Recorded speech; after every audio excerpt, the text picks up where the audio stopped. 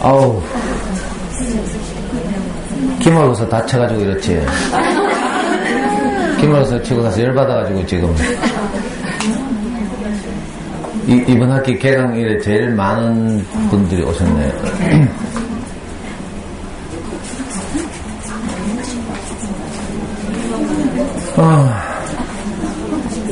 무슨 말씀 드려야 될지 모르겠네. 어떻게 위로를 해야 될지. 우리는 뭐 특별히 위로할 말이 없어요. 다 그래 사는 거니까.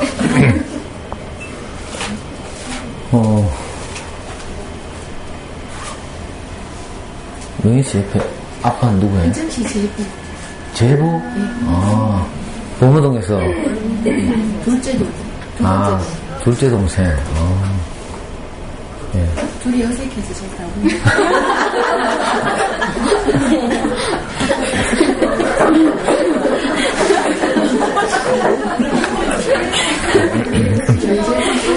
내가 이래 웃을 때 앞자리 사진 좀 찍어줘.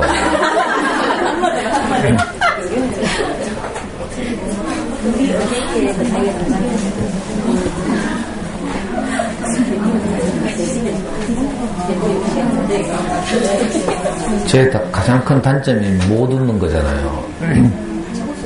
제 웃는 근육이 발달이 안 돼 있죠. 어릴 때 하도 고생하고 시달리고 뭐 이렇게 살아가지고. 저도 그렇고 우리 형도 그렇고 자연스럽게 웃는 게 안 돼요.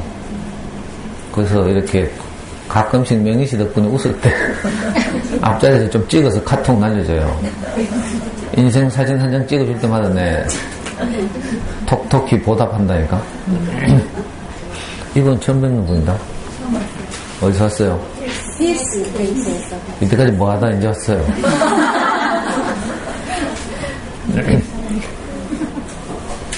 애기 몇 학년이에요? 2학년 7살이에요. 한생? 네. 그 뒷줄은 대한이 뭐더라? 행복하자. 네. 맞죠? 그리고 그 옆에 언니는 대한이 없어요. 아직 카페 가입 안 했어요. 그 뒤에 분도 처음 뵙는다. 어디서 왔어요? AK. 애기들 몇 학년이에요? 7살 4살? 근데 왜 왔어요? 아직 시험도 안 쳤는데. 그 옆에 분은요? 네, 같이 왔어요. 몇 살인데, 애기가? 7살. 어떻게 알고 왔어요? 저는 유튜브 통해서 에이. 유튜브 통해서 어떻게 알았는데요? 자무수 검색했다고? 언제요? 언제? 발간지를 한 달. 유튜브로 알게 된 지는요? 한 달 정도. 한 달? 네. 신기하네. 아니, 등대 밑이 어둡다고. 애기 살면서 뭘 유튜브 검색해. 이거 오면 되지. 그 뒤에 노란 티 입으신 분도 처음 뵙네요. 저번 주에. 어디서 왔어요? 애기. 지난주에 왔다고? 네. 지난주에 왔다고요? 저는 임팩트가 없었는가 보다. 기억이 안 나요. 애기들 몇 학년이에요? 5학년. 5학년? 5학년 7살. 그래요? 어떻게 알았어요? 제가 데리고 왔어요. 돼지 엄마인가 봐. 대치동 학원가에서는 돼지 엄마 이렇게 해요. 또래 엄마들 막 같이 다니면서 몰고 다니면서 이제 그 뒤에 분들도 처음 뵙네요. 뒤에 세 분 전부 처음 뵈요. 아니 세 분 아니고 중간에 분은 행복은 여기에 좌우로는요. 그 누군데요 그래? 누군데 데리고 왔냐고? 예? 제가 그냥 아는 동생이고 저기 힐스 사는데. 힐스 살아요? 예, 저 엄마는 대구 초등 다니는데? 그냥 아는.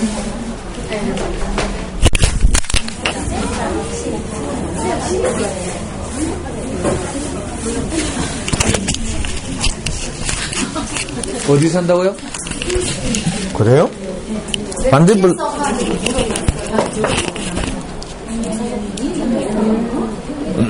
지훈이 엄마를.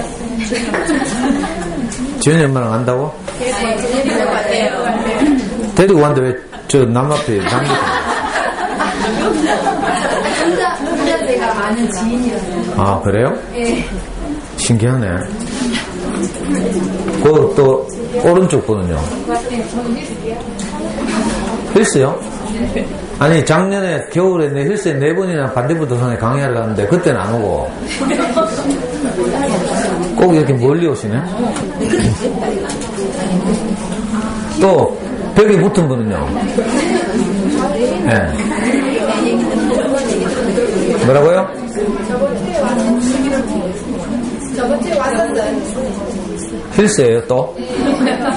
아니 힐스 큰일 났다. 또 그 옆에 동그리님 맞죠? 그 옆에는 긍정적 마인드 맞고, 자 그 앞에는 X 그녀 미도리. 아니 그 힐스 방금 옆에 분 한 분 또 모르는. 나 힐스 앞으로 이사 가야 되겠다.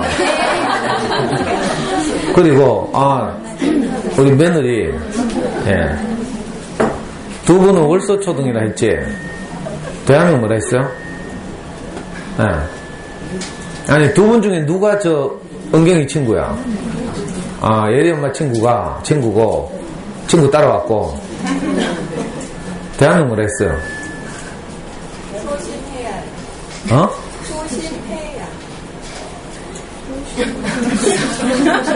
뭐라고? 소심해야? 그 옆에 거는요? 혼이윤님 하면 좀 받고 댓글도 좀 달았고 맞죠? 소심해야님은 처음 뵙고 그 앞에 또 처음 뵙네? 어디서 왔어요? AK요. 애기 몇 살이에요? 1학년 3학년. 한샘 강의 들었어요? 네. 그 옆에 거는? 세 번째인데요. 세 번째?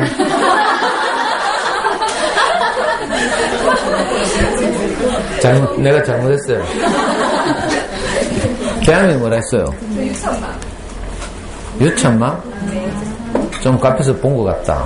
맞죠? 우리 율곡 엄마들은 대한민국 뭐 있죠? 네오콘, 그래. 외우기 어렵더라, 항상. 그 옆에는? 수인망? 이것도 외우기 어렵고. 자, 이하경. 그 다음에, 최근에 대한민국 바꿨죠? 뭐로 바꿨더라? 준영맘으로 바꿨지. 아니 그전 대한민국 더 좋더만 인디안슨 뭐 그걸 준영맘으로 촌스럽게 바꿨또. 자 거북이님 둥이네.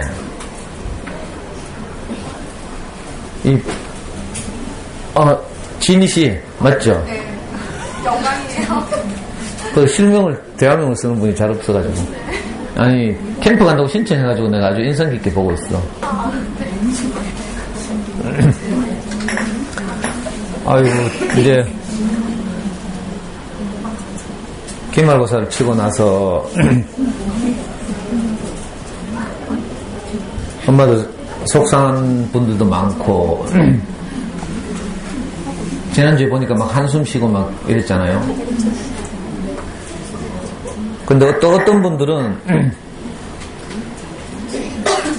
이렇게 강의를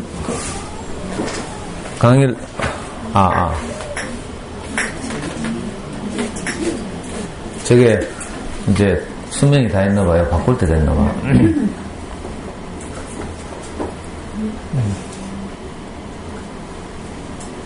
어떤 분들은 또 이렇게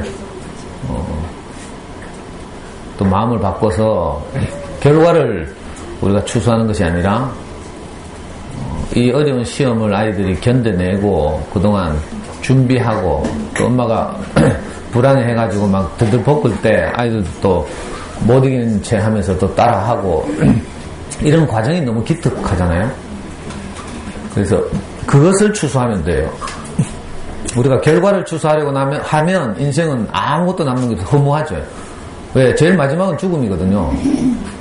그냥 살면서 우리가 결과를 추수하려고 하면, 결과를 얻어서 내 인생을 행복하게 하려고 하면 항상 허무와 만나게 돼요. 그런데 우리가 결과를 추수하는 것이 아니라 딱 그날 하루를 사는 거죠. 이게 쉽지 않지만 항상 오늘을 산다. 제가 우리 스승으로부터 들은 가장 중요한 말이 뭔가 하면 오늘 밤이라도 내 영혼을 거둬가면 내가 그렇게 애쓰고 바둥거린 것이 아무 쓸모도 없는 거예요. 이거 유명한 말이죠. 성경에 나오는 말인데 어떤 부자가 돈을 많이 모아가지고 현수가 어디 갔나? 이거 좀 앰프 좀 방향을 좀 조정해봐. 어? 자, 약간 저쪽으로 튼다든지 뭐 하여튼 됐나? 그 어리석은 부자가 있는데요. 일생을 무엇을 모으면서 사는 거예요. 그래서 모은 것을 창고에 저장해요. 많이 모았어요. 근데 항상 불안한 거라. 왜냐하면 밤에 도둑이 들어서 무슨 훔쳐갈까 봐. 그래서 밤잠을 못 이루고 이러거든요. 그런데 그때 이 어리석은 부자에게 하는 유명한 말이 있죠. 이 어리석은 부자야, 오늘 밤 내가 네 영혼을 거두리니 그러면 네가 예비한 것이 네 것이 되겠느냐, 이렇게 말해요. 저는 이 말을 하도 들어가지고 인생이란 그런 것이구나, 이걸 알게 됐죠. 그래서 살면서 항상 긍정적인 것, 나를 행복하게 하는 것, 이런 것들을 추소하면서 살면 그걸 누리고 나누고 행복해하고 이러면 되죠. 이제 서툴지만 제가 이런 말씀들을 매주 드리게 되는데, 이런 말씀을 들으면서 이제 자연스럽게 이 말이 소화돼서 내가 그렇게 살게 되는 날이 와요. 제가 이제 대수중학교 2학년 아이들하고 수업을 하면서도 이 말을 했는데,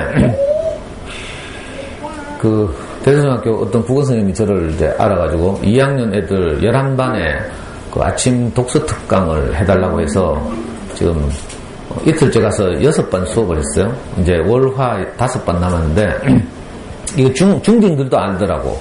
사람은 어떻게 구성되어 있지? 이렇게 물으니까 제가 5,000짜리 상품권을 하나 딱 보여주면서 그랬더니 막 벌떼같이 달라들어가지고 막 뭐 상체와 하체 개사코 막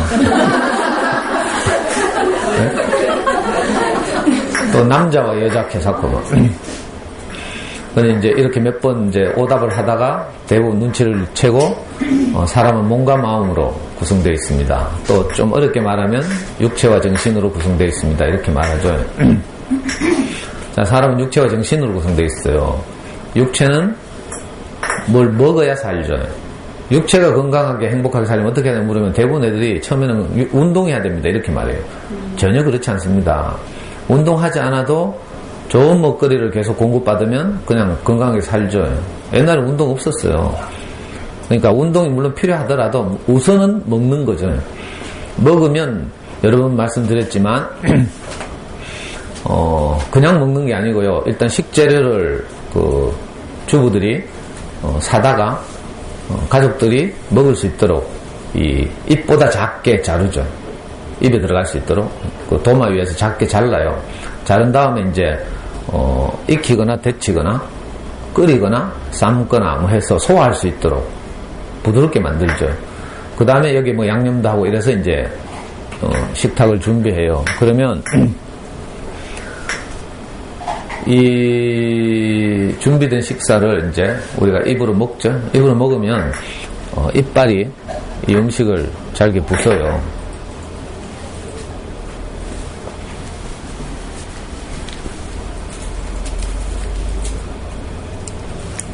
저게 배터리가 다른 거. 고기, 육성으로. 근데 목이 실지 모르지만, 아니, 껐다고. 이 배터리 지직거려가지고. 저게 수명이 다 된 것 같아요. 충전이 덜 됐거나, 수명이 다 됐거나. 그래가지고요, 이빨을 통해서 이제 잘게 음식을 부수죠. 자, 이 부순 것이 식도를 거쳐서 위로 가요. 여러 번 말씀드렸습니다. 위에 가면 위 주름이 다시 이 음식을 또 이렇게 막 액체로 만들죠. 자, 액체화 되지 않고 소화되지 않는 것은 배설되고요. 액체가 된 것은 당으로 변화해서 우리 몸에 공급돼요. 그러면 더 이상 나와 분리할 수 없는 내 생명이 되는 거죠. 이걸 뭐 에너지라고도 표현하고 뭐 당이라고도 표현하지만 더 정확하게 말하면 내 생명이 되는 거예요. 자, 처음에는 음식이 나와 분리되어 있어요. 전혀 내하고 하나가 될 수 없는 이질적인 것이었는데, 이 신기하게도 많은 과정을 거쳐서 내 안에서 소화되면 이게 내 생명이 돼요. 그렇죠? 제 말이 뭐 반박할 거 있어요? 없죠. 제가 너무 맞는 말만 하거든. 자, 이게 몸이 건강하게 사는 법이에요. 그래서 여러분들이 뭐 음식을 할 때 우리 아이들이 가능하면 건강하고 튼튼하게 자라도록 화학 조미료 안 치고요. 그리고 가능하면 유기농을 택하고 뭐 이렇게 하잖아요. 그렇게 해서 이제 가족들이 건강을 챙기죠. 우리 와이프는 이제 내가 너무 미우니까 옛날에 내가 빨리 그런 거 먹고 뒤지라고 커피를 태워도 진하게 태워주고요. 아, 진짜 카드라니까? 미워가지고 빨리 먹고 뒤지라고. 근데 여러분들 아이들이 너무 소중하고 하니까 좋은 식재료를 사서 여기 생협 들어가지고 이 동네 엄마들은 굉장히 편리하게 장도 보고 하잖아요.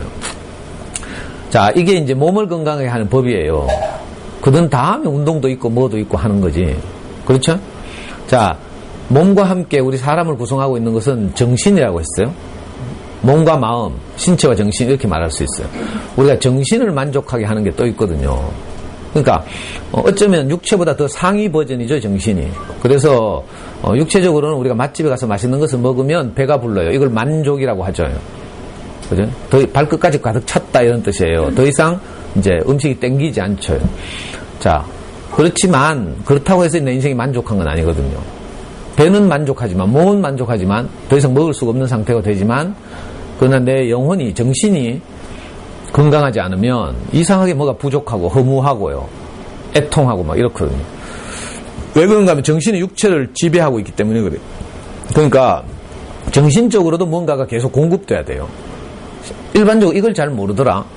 몸에는 음식이 공급돼서 건강하게 사는데 우리 영혼에도, 혼에도, 정신에도 무엇이 공급돼야 돼요. 그래서 이 공급을 위해서 이것저것을 하는 거예요. 정신적 만족. 가장 쉽게는 취미생활 할 수도 있고요. 음악을 듣거나 여행을 하거나 독서를 하거나 뭐 이런 걸 해요. 그죠? 근데 이것도 다 해보면 한계가 있어요.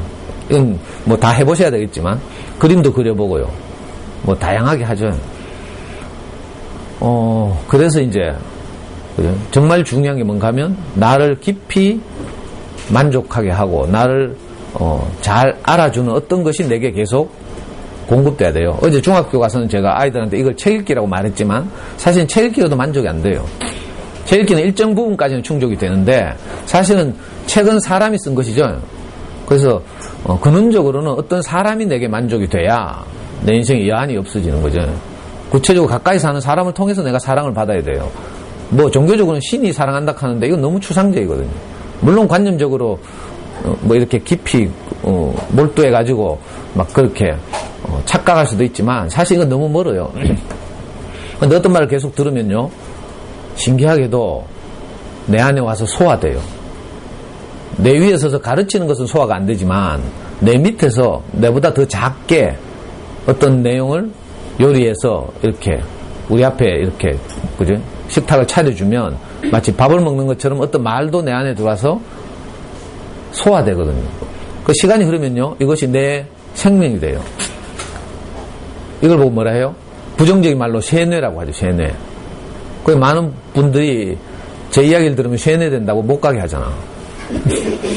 너무 빠지지 마라. 남편들이 이렇게 말하죠. 그 말이에요. 너무 빠지지 마라. 쇠뇌 당한다 이 말이에요. 다단계 가면 계속 들으면 어떻게 돼요? 네트워크 뭐 하시는 분들 많겠지만 물론 가볍게 뭐 이렇게 생활 필수품을 사는 정도 하는 건 괜찮지만 이제 이걸 계속 하게 되면요, 여기 이제 넘어가거든요. 이거하고는 좀 다르지만 어떤 내 인생을 행복하게 하는 좋은 말도 그죠? 계속 듣다 보면 내 안에서 소화되고요. 소화되면 내 생명이 돼요. 그럼 더 이상 분리가 안 돼. 내가 그렇게 살게 돼. 자, 그 다음에 노력도 하고 뭐 이런 거 하는 거지. 그냥 엄마들은 강의 듣고 노력하겠다고 생각하면 안 돼요. 노력해서 되는 게 있고 안 되는 게 있다고 했죠. 그렇죠? 노력해서 절대로 안 되는 게 있어요. 제가 장동건 같이 되는 건 절대로 안 돼. 그죠? 저는 소원이 그거거든요. 옷 입었을 때 좀 멋있게 다리가 좀 길고 막 이랬으면 좋겠는데 어릴 때는 우리가 못 먹어가지고 영양분을 공급을 못 받아가지고요. 우리 삼형제가 있는데 우리 형은 제일 많이 먹었어. 그래서 키가 커요. 177인가 뭐. 저는 훨씬 작아요. 내 동생은 더 작았어. 이 공급이 부족해서 그랬어요. 어떤 말을 계속 들으면 내가 저절로 그렇게 살게 돼요. 그러니까 이건 노력하고 자시고 이런 문제가 아니고 생명의 문제예요. 그래서 제가 귀만 빌려주고 계속 한번 들어보시라고 하는 거죠. 계속 듣다 보면 신기하게도 내 안에 다른 가치가 내게 소화되고 내 생명이 되고, 그래서 다른 동네에서 다 뭐 이렇게 다르게 살더라도 나는 그렇게 살 수 있게 되는 거죠. 예를 들어서 힐스테이트 엄마들 지금 많잖아요.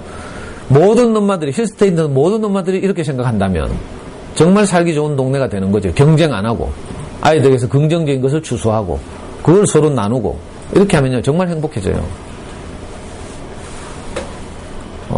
그 시험 뭐 이런 거 너무 신경 쓰지 말고요.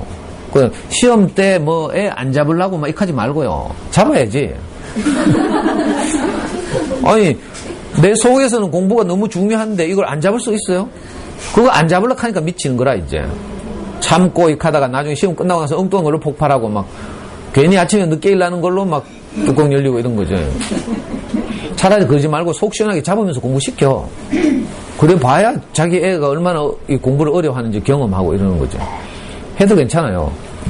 다만 하더라도 이제 금요일마다 와서 이 이야기를 계속 들으면서 해보라는 거예요. 그러다 보면 점점 하는 게 줄어들어. 공부를 시키지 말란 말이 아니에요. 훨씬 더 지혜롭게 이걸 가능하게 하는 거죠. 이 아이가 소통하게 되는 거죠. 그러니까 우리가 일주일을 살면서 나를 행복하게 했던 걸 추수하면 돼요. 그래서 제가 늘 이제 이 금요일마다 초반에는 제가 일주일 동안 산 걸 주로 이야기하잖아요. 저도 뭐 일주일 동안 막 골치 아픈 것도 많고요. 막 시끄러운 것도 많고 이랬어요. 근데 가장 나를 행복하게 한 것도 또 있거든요. 이런 것들을 추수해서 내가 나누고 이러면. 지난 주말에 우리 아들이 토요일인데 이례적으로 전화가 왔어요. 우리 아들은 전화하는 놈이 아니거든요. 26 청년이 이제 뭐 엄마 아빠 귀찮잖아. 그죠? 지가 필요할 때만 카톡 날리고 있잖아요. 그리고 지가 필요한 대답을 들으면 그다음부터 또 씹고 뭐 이런 식인데 지난 토요일에 코엑스에서 이례적으로 전화가 왔어요. 말씀드린 것처럼 그 일본에 있는 무슨 그죠? 기업 전일본 공수라고 우리나라 말하면 뭐 아시아나나 대한항공쯤 되는 일본 이제 1위의 그 회사인데 거기 이제 원서를 내서 서류 전형이 통과했다고 했죠. 그래가지고 이제 토요일 날 이제 그 헤드헌팅 회사에서 코엑스에서 다 모아놓고 일본에 취직하려고 하는 사람들에 대한 설명회를 했어요. 그리고 일요일 날 면접을 보는 거라. 그 우리 애가 너무 가슴이 두근거리고 이런다면서 전화가 왔어요. 자기가 수능 칠 때도 이렇게 가슴이 뛴 적이 없대. 근데 이제 이 서류 전형을 통과하고 일요일 날 면접을 보려고 하니까 너무 가슴이 뛰고 걱정이 되고 자기 이제 일본 기업에 취직할 생각을 안 하다가 갑자기 일본어를 하는 바람에 일본어에 자신이 없는 거라. 그래가지고 막 가슴 두근거리는데 가면서 아빠 내한테 용기를 줘 하면서 전화가 왔어요. 보통은 카톡으로 용기를 주면 되는데 이제 심각한 거지 이제. 그래가지고 우황청심원도 2개 샀다 하더라고. 그래가지고 저하고 통화를 하게 됐는데 저는 우리 아들이 저를 찾는 것 자체가 너무 행복해요. 아니 저렇게 큰 놈이 그냥 지팔 지근두고 살 수도 있잖아요. 근데 저렇게 어려움이 생기면 항상 아빠를 찾는 거예요. 그래서 제가 또 제 온 마음을 다해서 이제 아이를 격려하는 거죠. 네가 면접을 어떻게 준비하는지 상관없이 네가 지금까지 살아온 것이 네 얼굴에서 다 풍기게 돼 있다. 말투에서도 풍기고 태도에서도 풍기고. 그러니까 너는 아무것도 두려워할 필요가 없다. 내가 이렇게 담대하게 말했어요. 실제로 어릴 때부터 늘 그죠? 뭐 물리적으로 좋은 책을 읽었고 또 늘 이렇게 엄마 아빠가 그죠? 영향을 미쳤고 또 교회를 다니면서 많은 이모 삼촌들이 지지와 격려를 받았고 그죠? 우리 아이처럼 정말 많은 사랑을 받으면서 큰 아이가 자랐거든요. 한 아이를 키우는데 온 마을이 필요하다 한 것처럼 제 강의를 듣는 많은 엄마들이 또 우리 아들을 좋아해 주고요. 적극적으로 좋아한 우리 몇몇 엄마들은 한 10년 전에 제 강의를 듣던 엄마들은 정말 우리한테 많은 은혜를 베풀었어요. 우리 아이 어떤 엄마는 휴대폰을 사준 분도 있고요. 또 뭐지? 하여튼 노트북을 사준 분도 있고요. 친해져가지고 이제 정말 이웃이 되니까 우리 아들 그러니까 아빠가 사준 것보다 훨씬 고맙죠. 그렇게 많은 사람들이 자기를 격려하고 칭찬하고 뭐 이런다는 걸 알고 얼마나 이렇게 자존감 높게 이렇게 살았는지 몰라요. 만약 제 혼자 키웠으면 아마 이렇게 못 됐을 거라. 근데 저도 좋은 이웃들을 많이 확보하고 싶다고 했죠. 왜냐하면 그래야 내가 행복해지니까. 내 혼자서 이런 생각을 가지고요, 나머지는 다 그렇지 않다면 너무 외롭잖아요. 근데 이렇게 같은 생각을 가진 사람들이 한 마을을 이루고 이렇게 서로 아이들을 지지하고 격려하고 이렇게 사니까 우리는 정말 쉽게 사춘기도 안 했거든요. 그래서 제가 담대하게 그렇게 말했어요. 네가 지금까지 수많은 지지와 격려를 받았고 또 좋은 책을 많이 읽었고 자존감 높게 그렇게 잘 살아왔기 때문에 네 좋은 인상이 심사위원들한테, 면접관들한테 저절로 이렇게 나타나게 될 것이다. 아무 걱정하지 말아라. 이렇게. 내가 그 캔데도 이게 쫄아가지고 우황청심환을 2병 사가지고 우황청심 먹으니까 진짜 좀 가라앉더라네요.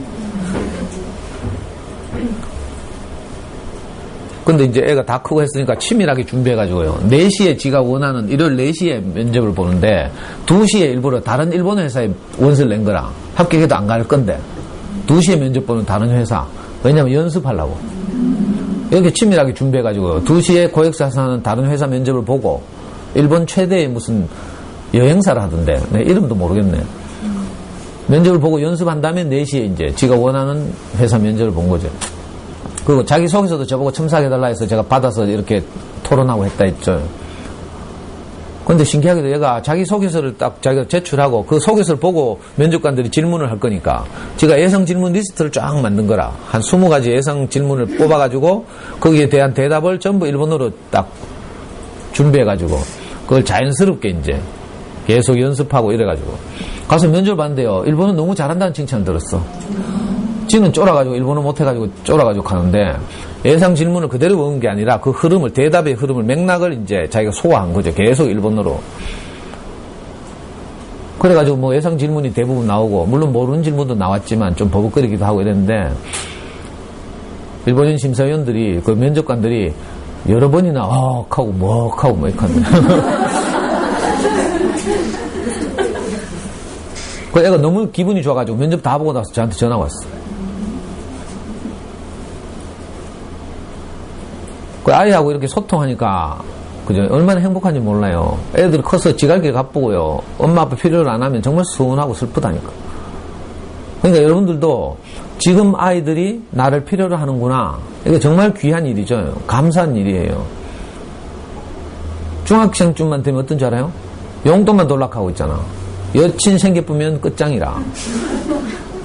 엄마 아빠 관심도 없어요. 오직 여자친구랑. 여자친구 못 만나게 하면 막 가출하고 막 있잖아요. 이것들이 뭐, 그 15년, 16년 동안 키운 게 아무 소용이 없어.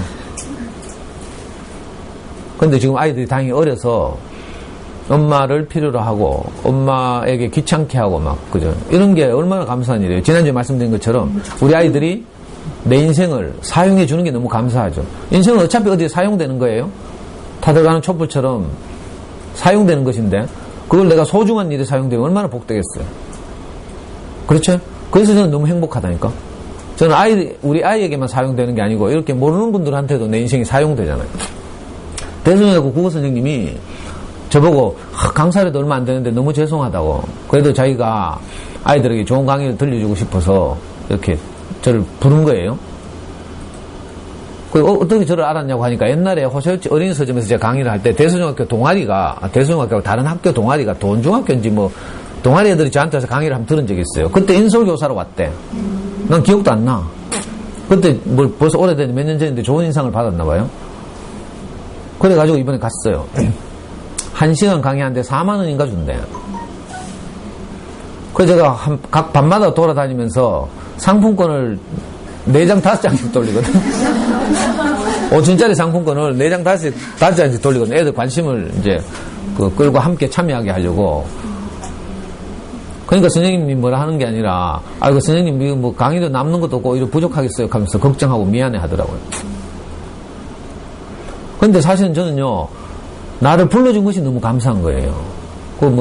돈이 문제가 아니라, 그래서 그 선생님한테 그렇게 말했어요. 혹시 이 아이들 중에 저처럼 불우한 어린 시절을 보내는 아이가 있으면, 혹시 제 이야기를 듣고 지푸라기라도 잡았으면 좋겠다. 저는 어릴 때 지푸라기라도 잡고 싶고, 누군가 내 인생에 나타나서 내게 없는 아버지 역할을 대신해 주기를 바랐는데 혹시 그런 아이가 있을까 싶어서 제가 나옵니다. 이렇게 말했어요. 그러니까 이렇게 나를, 내 인생을 사용해 주잖아요. 대역종 선생님이 불러가지고 무려 11반이나 다니면서 제가 아이들한테 내 명함을 보여주고요. 마지막에 PPT 화면에다가 혹시라도 여러분들 중에 지금 행복하게 사는 친구들은 지금처럼 살면 되고, 혹시 길이 막히거나 앞에 안 보일 때 누군가가 필요하면 아저씨가 생각났으면 좋겠다. 내가 이렇게. 제가 그런 말을 하는데요. 그마다 연락 안 해도 괜찮아. 내가 그런 말을 하는 내가 행복해요. 신기하죠? 그리고 가끔 연락하는 애도 있고요. 옛날에도 대곡고등학교 어떤 애가 자기 집에서 큰일이 있어가지고 너무 자기가 절망적일 때 제 생각이 나서 저한테 연락 온 애도 있어요. 그러니까 우리 인생은 이렇게 사용되는 게 너무 감사한 일이죠. 아이들과 함께 하루하루를, 그죠? 지내는 것을 해석을 달리합니다. 저 아이들 키우냐고 골치 아파 죽겠다 하고, 저거 언제 다 커놓고 하고, 막, 시간이 빨리 갔으면 좋겠다 하고, 막. 어떤 분들 이렇게 하더라? 그게 아니에요. 그죠? 그러니까 시험 치면서 많은 일들이 있고 하겠지만 속상한 일도 있고 결과가 나쁘기도 하고 하겠죠. 사실은 초등이 시험 아무것도 아니고요. 웃기는 일이에요. 지나가 보면 알아요. 나중에 지나보면 맥했죠? 올백 맞는 것처럼 이상한 공부가 없다 했어요. 그런데 초등 2학년짜리들이 뭐 2과목밖에 안 치는데 올백이니 아니니 개사건. 내가 진짜 어이가 없어가지고. 우리 애 때는요 9과목 쳤어요. 9과목. 3학년 때 우리 애는 1, 2학년 때 말고 3학년 때부터 9과목 쳤어요. 9과목. 요즘은 5과목 치더라. 그 초딩들 키우기 정말 쉬운 거라. 우리 애 때는 9과목 130문제를 쳤어요. 주요 과목 20문제씩 하고. 국영수, 사과 20문제씩 100문제죠. 나머지 음미체 뭐 이런 거 해가지고 10문제씩 뭐 이래가 하여튼 130문제 나왔어.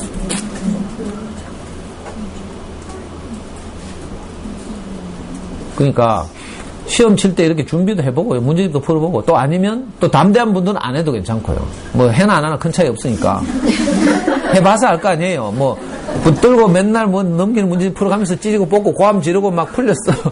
그래도 시험 쳐보면 별거 없어요. 자, 이렇게 하면서 이제, 그죠? 일상대로 살고, 이 문제를 해결하고 뭐 어떻게 하려고 하지 말고요. 그건 그대로 두고, 다른 좋은 이야기를 자꾸 듣는 거예요. 그러다 보면, 나중에 어떤 일이 벌어지는가 하면, 내가 살면서 생산되는 쓰레기들은 점점 줄어들어요. 아니면 가볍게 여기게 되고, 그리고 긍정적인 것을 추구하는 눈이 점점 밝아지게 되죠. 그래서, 이런 엄마들을 위해서 제가 특별히 준비한 여름 캠프가 있잖아요. 힐링 캠프. 지난주에도 말씀드렸죠? 현재 신청자가 90몇 명인데 애기들하고 엄마들 합해서 제 강의는 얼마 안 들으신 분들은 올 생각하지 말고요. 여기 어떤 엄마 보니까 이 엄마 가입하자마자 신청을 했어. 달콤버찌님. 그래 내가 궁금해서 물어봤잖아요. 그랬더니 제가 1학기 제일 마지막 강의 6월 29일인가 28일인가 동도에서 했는데 동도 초등학교 엄마가 그 강의 듣고 바로 우리 카페 가입해가지고 뭔지도 모르고 지금 신청해놨어요. 그래도 좀 간 좀 보고 좀 신뢰가 되고 이러고 난 다음에 이제 와야 되죠.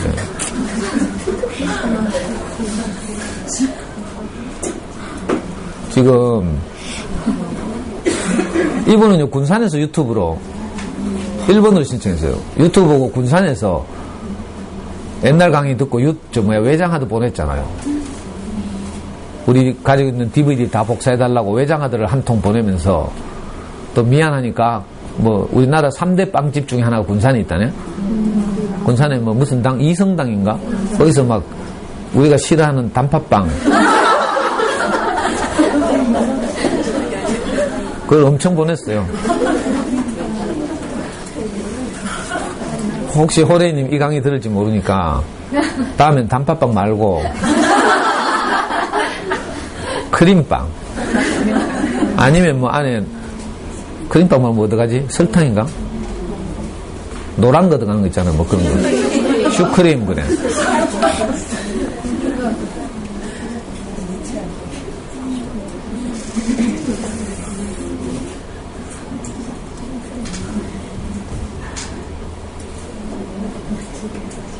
이분은요, 오지람님 이분은 유튜브에서 들은 최초의 인물.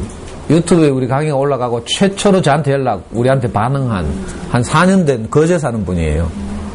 몇 번이나 되고 올라왔는데 잘 안 되고 이번에 캠프 온다고 하죠. 블랙진 이분은 부산 사는 분인데 이분도 유튜브로.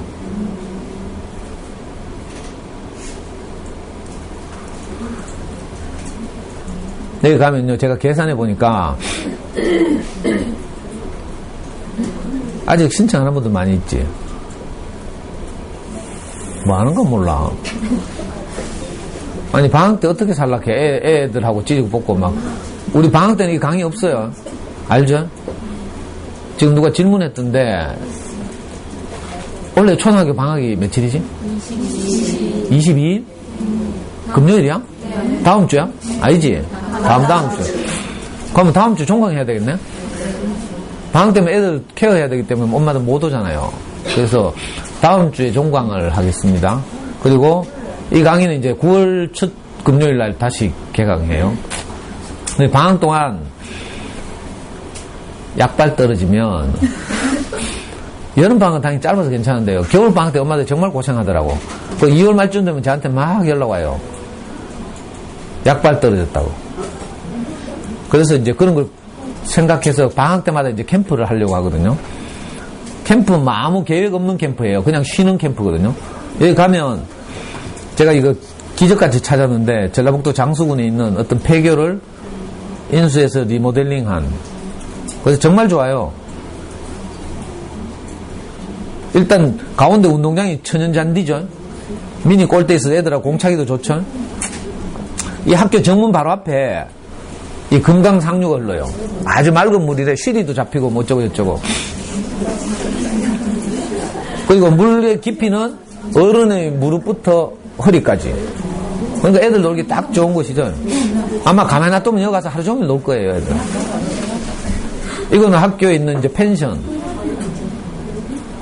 뭐 일찍 신청하거나 제 마음에 드는 분들은 이 펜션에 배치하려고 제가. 이 펜션에는요, 비대도 있고요, 최고급. 요 펜션 2층에 여기 제가 자려고요. 제일 좋은데. 그리고 방가로 5채가 있어요. 이건 2가족. 한 방가로에 2가족씩 들어가면 되겠죠. 2명 또는 3명, 한 가족이니까. 이건, 여기는 카페고요. 북카페. 이곳을 경영하는 분이 사진작가라고 했죠. 그래서 상설적으로 교실 2개를 터가지고 이렇게 전시회를 하고 있어요. 그림 사진전. 그리고 당구장 2개가 있어요. 이건 이제 강당. 우리가 이제 엄마들을 대상으로 제가 힐링 특강을 몇 번 하려고 하는데, 여기 에어컨도 있고 이래서 이거 빌리는데 또 돈 줘야 돼요. 강당 3시간 빌리는데 10만 원인가? 에어컨 사용료.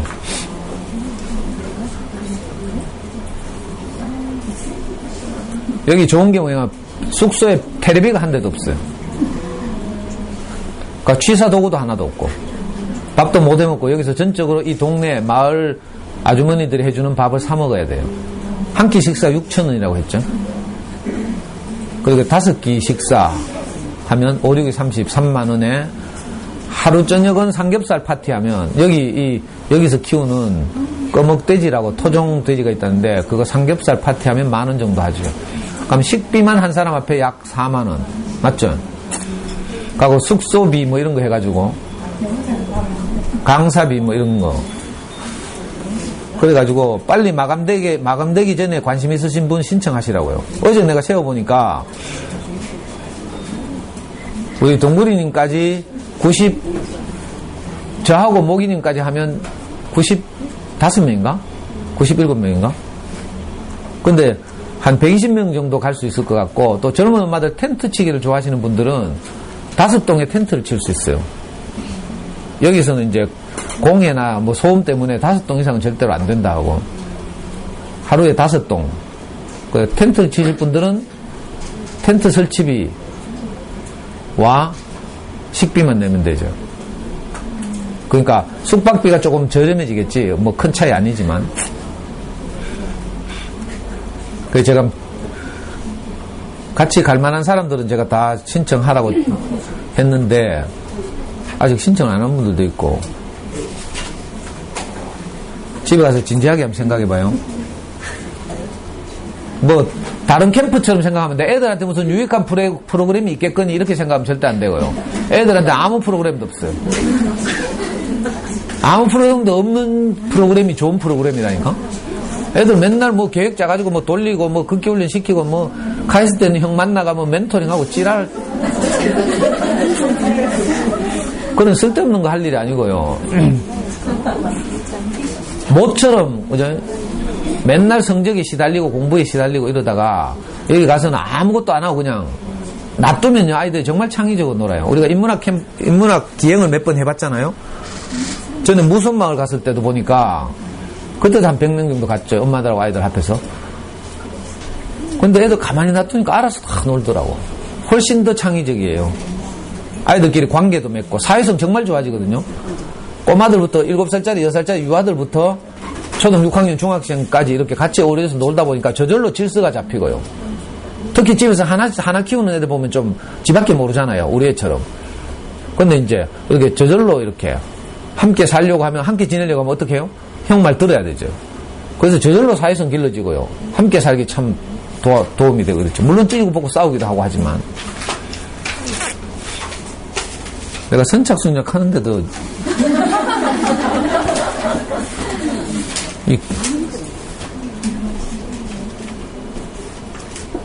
그리고요 혹시 차가 없어서 여기까지 못 오시는 분들이 있던데 우리 모기님이 서부정량에 전화를 해봤어요.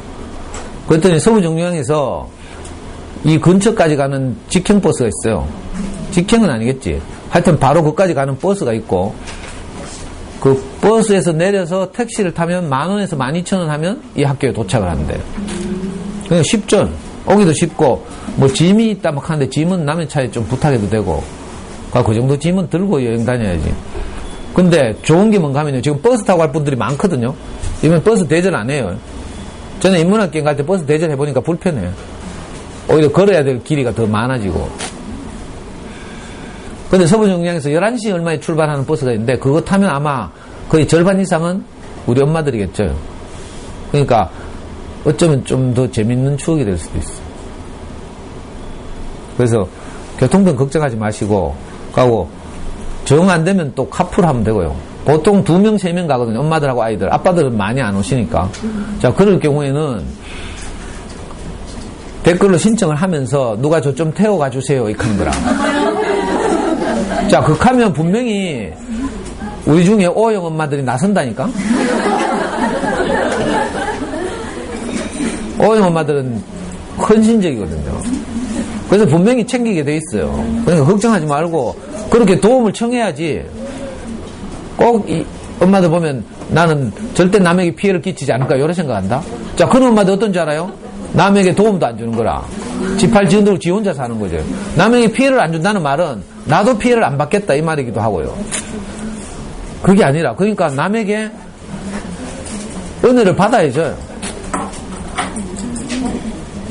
이게 제일 어려운 게 남의 도움을 받는 거죠. 근데 이걸 부정적으로 생각한다. 그게 아니에요. 엄마들 보면 애들한테 그림책 읽어주지. 무지개 물고기 또는 뭐 어떤 헤엄이. 그러니까 우리 아이들이 함께 살려면 사회성을 기르고 함께 살려면요 먼저 엄마부터 마인드를 바꿔야 돼요. 내게 없는 부분은 내가 도움을 받는다 이렇게 생각해야 되죠. 내 팔 내 흔든다 이렇게 생각하면 안 돼요. 절대로 내 팔 내 흔들고 내 혼자서 우리 가족끼리 살 수 없어요. 어차피 보이지 않는 많은 도움을 받고 살고 있고 사실은. 그러니까 제일 어려운 게 남의 도움을 받는 것이기도 하지만 사실은 이걸 해야 돼요. 그래야지 우리가 그 무지개 물고기에 나오는 그 무지개 물고기처럼 함께 살 수 있는 거라. 자기 거 나눠주고요. 또 남의 것도 또 나눠받고 이렇게 살아야 되죠. 이걸 유명한 예수의 제자 중에 바울이라는 사람이 그렇게 말했어요. 몸에 비유했어요. 자, 몸은 하나인데 많은 지체가 있고 손가락, 발가락, 뭐 오만 많은 다양한 지체들이 있죠. 지체는 많으나 몸은 하나인 것 같이 이렇게 표현하고 있어요. 원래 예수의 공동체가 그런 공동체라는 거죠. 그래서 서로 돕고 살고 부족을 채우고 이런 공동체라는 거예요. 근데 현실적으로 이게 잘 안 되죠. 그냥 일요일날 썬데이 크리스찬 하고 뭐 각자 또 뿔뿔이 자기 집으로 돌아오고 이러죠. 근데 그렇게 살면 안 돼요. 함께 살아야 돼, 함께. 그래서 저는 제가 못하는 건 전적으로 도움을 받아요. 저는 밥 먹고 설거지 하는 거 안 하거든요. 안 하는 게 아니라 못해. 또 음식 반찬하는 거 못해요. 그래서 엄마들이 도움을 받잖아요. 엄마들이 밥 차려주고 막. 제가 뭐 지위가 높아서 그런 게 아니고요. 제가 잘하는 걸 내가 하거든. 나는 상담하는 거, 사람들 설득하는 거, 강의하는 거 이런 거 내가 해요. 맞죠? 그리고 설거지하는 거, 청소하는 거 엄마들이 하잖아. 서로 도와가면서 사는 거예요. 그러니까 교통편 불편한 분들은 과감하게 도움을 청해. 그리고 누군가 나선다니까? 안 나서면 버스 타고 오면 되지 뭐. 편하게 생각하고요. 아니, 제가 장담하건대 누군가 나서게 돼 있어. 그렇게 함께 사는 거예요. 내 부족은 누가 채워주고. 우리 교회 조카들 어떤 줄 알아요? 어떤 애는 공부를 굉장히 잘해. 어떤 애는 굉장히 못해. 인마들 초등 때부터 뭐라 하는 줄 알아요? 공부 잘하는 놈 보고 공부 못하는 놈들. 야, 니 의대 가면 너 배운 사무장 꼭 한대? 아, 진짜 그래요. 왜? 얘들은 어릴 때부터 함께 사는 법을 배웠거든. 엄마, 아빠들이, 이모, 삼촌들이 목사님 만나가지고 함께 이렇게 한 사회를 이루고 사는 걸 얘들이 봤어요. 그러니까, 공부 잘하는 놈, 그죠? 의사 되는데, 공부 못하는 놈 막 쪼아가지고 의사 대로 안 하는 거라. 공부 못하는 대로 다른 거 준비하는 거지. 성실하게 살다가 얘가 의사 딱 되면 사무장. 우리 형 병원은 직원이 뭐 100몇 명 넘어요. 근데, 그 바로 밑에 우리 형 밑에 브레인 역할 하는 애가 내 친구예요. 내 친구가 거기서 행정실장, 행정부장, 병원의 모든 것을 기획하고 막 이런 거 하는. 그렇게 서로 잘하는 것을 나눠서 또 내 친구 하나는 그 병원에서 청소해요. 같은 내하고 60년생 동갑인데 한 친구는 뭐 부산대 나와가지고 이렇게 그런 재능이 있기 때문에 병원 전체의 기획을 총괄하는 그 기획부장을 하고요. 또 다른 내 친구 하나는 중학교밖에 못 나왔어요. 그래서 얘는 중학교 때 우리 목사님 만나가지고 40년을 함께 살았어. 그러니까 할 줄 아는 건 그런 것밖에 없어요. 특별한 재능도 없고. 그리고 내 친구는요, 우리 형 병원에 청소를 담당하고 있어요. 근데 자기 집처럼 청소한다니까? 그림책 보면 성자가 된 청소부 있죠. 그 실제 주인공 같아. 그러니까 역할이 다를 뿐이죠. 많은 세상 사람들은 청소하는 사람과 의사와 기획부장과 이게 다르다고 생각하죠. 안 그래요. 역할이 다를 뿐이에요.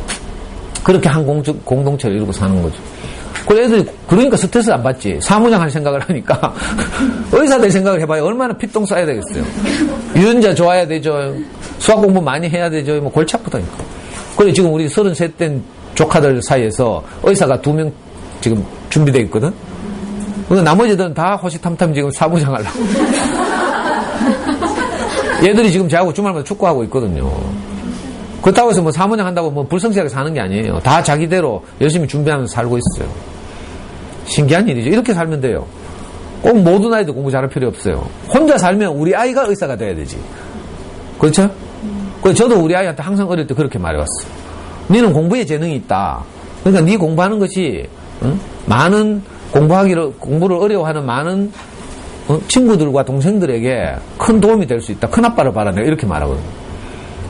그러니까 이렇게 말해서 아이들 공부할 동기를 생기게 해야 되죠.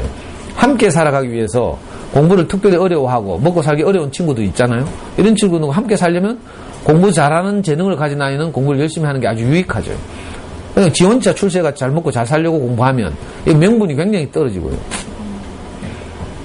그러니까 우리 아이들 중에 공부 잘하는 아이들한테 그렇게 말해야 돼요. 함께 살아가는 것이다. 혹시 공부를 어려워하는 아이들을 있으면 이렇게 함께 살고, 또 공부 잘하는 애들은 대부분 뺀질뺀질해. 그러니까 못 박는 거 뭐 이런 거 잘 못한다니까. 그럴 때 또 누군가의 도움이 필요하죠. 저도 우리 교회에서 뺀질뺀질하게 소문나 있잖아요. 전만은 입만 살았어. 우리 형이 제 어릴 때 항상 한 말이에요. 니는 조디만 살았다. 그래서 제가 상처 많이 받았거든요, 어릴 때. 나중에 우리 형이 크더니 저보고 이렇게 하더라고. 그래, 니는 표현을 잘하니까 정치를 해라. 우리 형은 의사가 되고 내 동생은 사업을 해가지고 둘이 돈 벌어가지고 내 정치 자금을 낼게 이렇게 했다니까. 우리 삼형제가 옛날에 어릴 때요. 진짜 극했어요. 근데 지금 생각하니까 그래, 니는 조대만 살았다 이 말이 요즘 제가 다시 해석되잖아요. 너는 표현을 잘하는구나. 이렇게 다시 해석이 됐다니까. 안 그러면 우리 형 맨날 원망하고 있어야 되지. 근데 내가 어떤 말을 듣다 보니까 내게 온 상황을 또 지나간 인생을 다 다시 재해석하는 거예요. 그래서 그때 형이 그 말이 그죠? 우리 형 버전으로 한 너는 표현을 참 잘하니까 그 표현하는 일을 해라 이렇게 이제 재해석한 거죠. 그래서 옛날에 제가 해외 선교 갈 때 교회 앞에 나가서 울면서 우리 형한테 이 간증을 했잖아요. 나는 어릴 때 형이 너무 막 믿고 싫었다. 왜냐면 내만 보면 맨날 니는 조디만 살았다 하고 막. 근데 중고등학교 못 다니고 이러니까 공부 습관이 안 잡혀 있어가지고 현실적으로 금융고시 공부하는데 정말 제가 게을렀거든요. 근데 우리 형은 이제 그걸 보고 너무 답답한 거라. 그래서 내보고는 항상 니는 조디만 살았다 하면서 공부는 안 하고 막 늘 이렇게 했거든요. 근데 제가 이제 커서 이렇게 행복하게 살게 되고 나서 제가 중국 선교를 가면서 중국 오지 선교를 갈 때 제가 출발하면서 교회 앞에 인사할 때 우리 형한테 이 말을 했어요. 그때는 형 말을 듣고 내가 너무 상처가 컸는데 지금 와서 다시 생각해 보니까 형의 그 말이 너는 정말 표현을 잘하는구나 이렇게 다시 들린다. 그래서 내가 가서 내가 받은 이 은혜를 내가 이렇게 행복하게 된 것을 중국에 가서 내가 마음껏 표현하고 오겠다 이렇게 인사했어요. 지나간 인생들이 이렇게 다 다시 해석된다. 그러니까 좋은 말을 자꾸 듣다 보면요. 긍정적인 아까 누가 했죠? 긍정적 마인드를 했죠. 긍정적으로 추수하는 습관을 들이면 그래서 이런 거 이제 연습해 보는 거죠. 제 강의는 너무 지겹도록 듣기 때문에 이번 여름 캠프에서는 저 말고 다른 여러분들의 마음을 정말 따뜻하게 할 다른 분들을 내가 3분 초빙할 생각이에요. 그러니까 특강을 그 중에 한 사람은 우리 형을 초빙하려고. 우리 형 강의 들어본 분 없죠? 있어요? 허셔지에서? 우리 형한테 내가 이렇게 강사 초청하니까 억수로 좋아하더라고. 왜? 자기는 늘 병원에 갇혀 있어가지고요. 환자만 진료하고 이렇게 하는데, 어딘가 자기를 사용해 주니까, 자기가 얼마나 행복한지를 이렇게 말할 기회가 생기니까 너무 좋아한다니까. 우리 형은 이 말을 못 해가지고요. 맨날 자기 직원들 모아놓고 하잖아. 병원 직원들 100명이 넘거든요. 병원 직원들 모아놓고 뭐 이상한 뭐 경영학 기법을 도입해가 뭐 액션 러닝이라고 최신 현대적인 그 경영 기법이에요. 액션 러닝이라고 있는데 그 현대 경영학의 아버지라고 불리는 피터 드러커라고 미국 하버드대 교수가 있어요. 이분이 이제 쓴 기법을 도입해가 병원에서 몇 명씩 팀을 이렇게 만들어가지고 정말 신기하게 이렇게 하더라고. 그런 거 하면서 직원들한테 맨날 그죠? 괴롭히고 있어요. 액션 러닝 하면서 팀 짜가지고 이제 팀별로 있잖아요. 실제로 어느 하루는 어떤 팀이 그 병원 군인식당에서 점심시간에 100명이 밥을 먹는데 갑자기 밥 먹다 말고 어떤 팀이 일나가지고 거기서 막 노래를 하는 거라. 밥 먹다가 말고 플래시몹이라고 알아요? 유튜브 많이 있죠 이런 거. 정말 창의적이고 재밌는 그 어떤 액션 러닝 팀이 그걸 해가지고 병원을 바깥 뒤집어 놓고 막 이러더라고. 하여튼 기대하시라고요.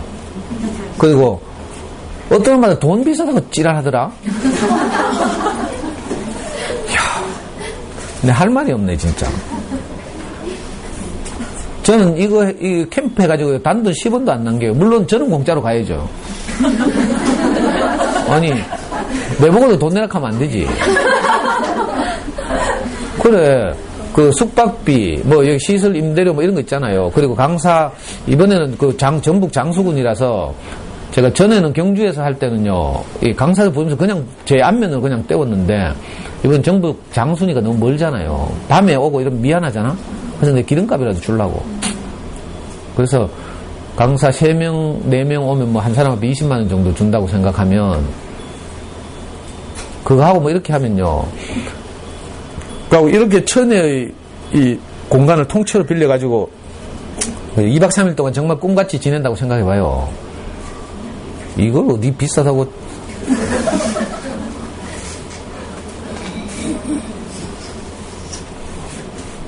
그리고 이제 많은 분들이 제 강의를 듣다가 우리 연구소에서 뭐 애들 수학 공부도 시키고 싶고 뭐 엄마표 영어도 시키고 싶고 이런 분들 있잖아요. 그렇게 생각하면 안 돼요. 잘 듣고 소화해서 내가 아이를 키운다 이렇게 생각해야 된다니까. 자꾸 맡기려고 하지 말고.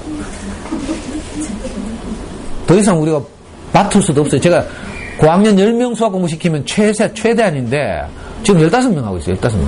안면 때문에 내가 거절할 수 없어가지고 이번 달에 3명 더 늘어가지고 15명.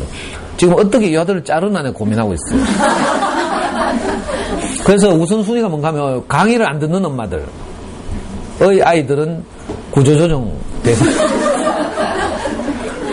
제 목적은 뭐예요? 엄마들을 변화시켜서 집에서 아이들과 소통하는 거예요. 근데 엄마는 강의 안 듣고 저한테 애매겠다고 휘파람 불고 다니면 되겠어요? 안 되겠어요? 안 되겠죠? 그리고 새로 혹시 자리가 나면 들어오시려고 대기 신청하시는 분들도 그냥은 안 되고요. 6개월 이상 강의를 들어야 된다고 했죠? 6개월 이상 강의 듣는다고 되는 게 아니에요. 카페 댓글 다는 거 보고 엄마들의 마인드가 댓글에 그대로 묻어 있다니까? 이거 지어낼 수 없는 거예요. 왜냐하면 내 생명에서 나오는 것이기 때문에 내가 아무리 감사하고 싶어도 감사가 안 될 수도 있고요. 희한하다니까? 한번 해보라니까. 딱 만나서 말해보면 다 드러나요, 그냥. 한마디만 써봐, 한 줄만, 카페에다가. 거기 내 현재 상태가 다 드러난다니까. 그래서 카페 댓글 쓰는 거 보고, 아, 이분은 우리가 함께 살겠구나 싶으면 이제, 미안해요. 너무 거만한 것 같은데 이야기하다 보니까 사실 그런 게 아니고요. 제 소원은 뭔가 하면 여러분들이 제 마음을 이렇게 잘 캐치해가지고 사실은 예를 들면 율금초등학교 엄마들 같으면 율금에서 누가 수학 공부방을 하나 만들면 좋겠어. 교과서로 아이들 개념을 잡고 아이들과 소통하면서 키울 수 있는 이런 수학 공부 만들면 좋겠어. 힐스에서도 만들고 이렇게 동네마다. 아니 그러면 내가 얼마든지 가서 강의한다니까. 가서 지원하고 도울 수 있어요. 동네 엄마들 모아놓으면 제가 또 이런 강의를 하고 이래서 그런 이제 것이 확산됐으면 좋겠고. 어이구 시간 너무 많이 됐다. 큰일 났네. 오늘 진짜 하고 싶은 이야기는요. 제가 여러분들에게 가장 강력하게 권하는 만화책. 나의 라이모렌지 나무래. 마이크가 없어서 제가 막 목이 실락하는데, 이건 여러분들이 다 아시는 대로 브라질의 유명한 소설가가 1960 몇 년에 발표한 작품이죠. 지금도 세계적 사랑을 받고 있는 성장 소설이라고 할 수 있어요. 근데 물론 원작을 읽어도 되지만 저는 이제 어릴 때 우연하게 이제 만화책을 만나가지고 이 어쩌면 많은 사람들이 만화책보다 더 감동적이라고 평가해요. 이희재라는 분이 쓴 제가 제일 좋아하는 만화가죠. 저는 사실주의 만화가를 좋아해요. 판타지나 코믹 뭐 이런 거 안 좋아하고 사실주의를 좋아하는데 우리나라 3대 사실주의 만화가 이희재, 또 오세영, 또 한 사람 있는데 박흥룡인가? 이 사실주의 만화가들인데 이분들 나이도 저보다 훨씬 많아요. 우리나라 만화가 협회장도 하고 한국 출판 만화 대상 이런 걸 받으신 아주 군 있는 분들이죠. 여러분들 뭐 만화가 하면 허영만도 생각하고 뭐 이현세도 생각하겠지만 그런 대중 만화가가 아니에요. 그죠? 이 이희재가 만화로 그린 또 대표적인 성장 소설 중에 우리나라에서 논리야 놀자, 논리 시리즈로 아주 유명한 그 위기철이라는 사람이 있어요. 연세대학교 나온 제 또래인데, 이분이, 쓴 그 성장 동화 중에, 나 어릴 적에, 9살 인생이라고도 번역된, 그 성장 소설이 있어요. 성장 동화가 있는데, 그것도 이 사람이, 이희재 씨가 만화로 만들었죠. 나 어릴 적에, 어떤 버전에서는 9살 인생 이렇게도 번역하고, 그것도 유명한 만화예요. 이건 지금도 절판돼 있지만 한때 이게 절판됐을 때요 옥션에서 이게 몇만 원에 거래됐다니까. 지금은 이게 이제 하드카바로 나서 사실은 한 2만 원 정도 해요. 근데 지금도 절판돼 있어요. 여러분들 못 구할 거라. 그러니까 알라딘이나 이런 중고 사이트 가서 구하시거나 아니면 우리 연구소에 있는 책을 빌려 읽거나 하시면 되는데 이게 너무 감동적이랐어요. 저는 이 만화책 읽고 정말 많이 울었어요. 우리 애도 많이 울고요. 어제 내가 대소변 가서도 이야기했지만, 우리가 아까 밥을 먹고 사는 것처럼, 그죠? 이 성장기 아이들이 이렇게 성장 동화나 성장 소설을 읽으면요, 이 성장 소설들이, 그러니까 다른 사람의 성장 이야기가 우리 아이들 안에 와서 소화돼요.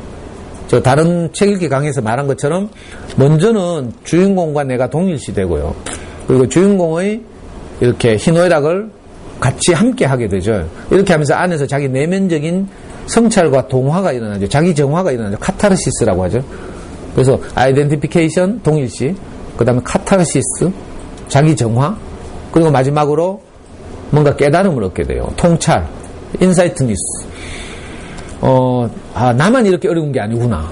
주인공이 이렇게 훌륭한 노동을 잘 성장한 것처럼 나도 이 어려움을 견디면 이렇게 잘 자라겠구나. 이런 깨달음을 얻는 거죠. 그러면 내가 어떤 절망 가운데 있더라도 그 안에서 희망을 발견할 수 있고요. 그래서 용기를 내게 되는 거죠. 자, 이런 성장 이야기가 우리 아이들 안에 들어가서 소화되면 이게 정신적 힘이 돼요. 물론 그런 어른이 구체적으로 있으면 훨씬 좋고요. 그래서 제가 이제 대소년과 아이들한테 가서도 이 책을 계속 권하고 있어요. 여러분들도 한번 읽어보시라고. 여러분들 안에도 아직 성장하지 못한 부분이 있죠.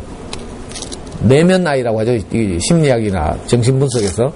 어떤 부분에 가면 내가 알 나갔잖아요. 충분한 사랑의 공급을 못 받아서 내가 성장하지 못하고 있는 어떤 부분들이 있고, 그게 내 인생의 상처가 되어 있거든요. 그 상처가 결국 아이들한테 다시 투영돼요. 내가 이렇게 부족하고 그 부분에 결핍이 있었으니까 우리 소중한 아이들한테는 그걸 물려주고 싶지 않잖아요. 그래서 내가 이렇게 저렇게 좋은 마음으로 이렇게 시도를 하지만 또 나도 모르는 사이에 아이들한테 다시 이게 대물림되고 이렇거든요. 그래서 먼저는 엄마들 안에 있는 이런 상처들을 치유할 필요가 있어요. 그래서 우리 사춘기 아이들만 읽는 게 아니고 사실 우리도 이런 책들을 읽어야죠. 이 신기한 이야기예요. 저는 어젯밤에도 이걸 딱 울었어. 어젯밤에 내 새벽 1시쯤에요. 이제 다시 한번 읽어보다가 아이고 내가 혼자 울었다니까. 이걸 다 말할 수는 없고요. 이건 긴 책이니까, 그림책이 아니고 긴 책이니까 주요 장면만. 라이모렌지 나무는요, 이 주인공 꼬마가 제제인데 이름이 제제예요. 이 제제가 형편이 너무 어려워서 아버지는 실업자고요. 실직해가지고 이 일자리 못 구하고 있고, 여러 이제 남매들이 함께 살아요. 엄마는 이제 밤에 공장에 가서 일하고 이러면서 먹고 사는 집인데, 아버지는 실직하고 있으면 어떻게 했어요? 성질 괴팍하겠죠.